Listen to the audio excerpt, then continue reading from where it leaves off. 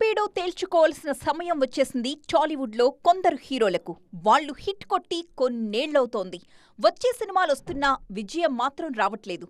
అందులో శర్వానంద్ ఒక అడుగు ముందే ఉన్నారు. ఒకప్పుడు వరుస హిట్స్ కొట్టిన ఈయనకు కొన్నేళ్లుగా ఫ్లాప్లే వస్తున్నాయి.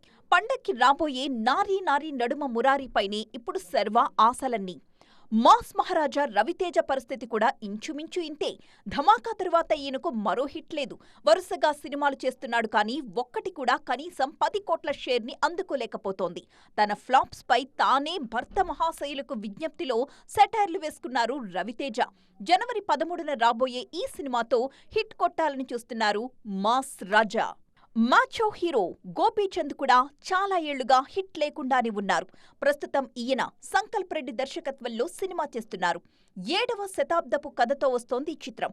అలాగే లెనిన్ సినిమాతో అఖిల్ అక్కినేని కూడా తాడో పేడో తేల్చుకోవడానికి రెడీ అవుతున్నారు. వీళ్లతో పాటు కళ్యాణ్ రామ్ కూడా విజయం కోసం దండయాత్ర చేస్తూనే ఉన్నారు. మరి వీళ్లను గెలుపు ఎప్పుడు పలకరిస్తుందో?